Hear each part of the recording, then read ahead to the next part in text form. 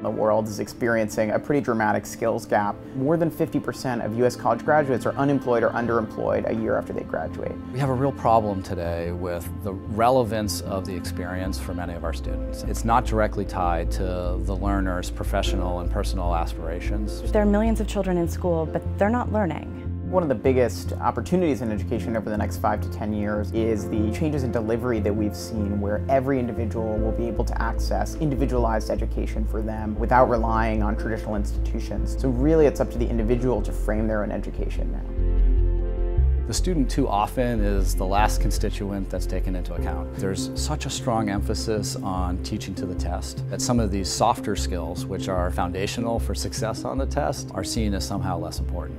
If we look at the skills gap, the kinds of things that employers are looking for is the ability to collaborate. Many technologies are meant to teach using a cognitive approach. Increasingly, we're seeing technologies that also focus on socio-emotional skills. These are really different character-based skills and traits that are oftentimes hard to quantify. The New Vision for Education project really is helping to shine a light on the soft skills that are needed for development of students across the world. Figure out how these skills are measured, how they're taught, and different ways we can use technology to develop them. There's part of knowledge that you cannot actually put in digital format because it will be part of the learning process of meeting someone, and that part will be the one that will differentiate you from other people.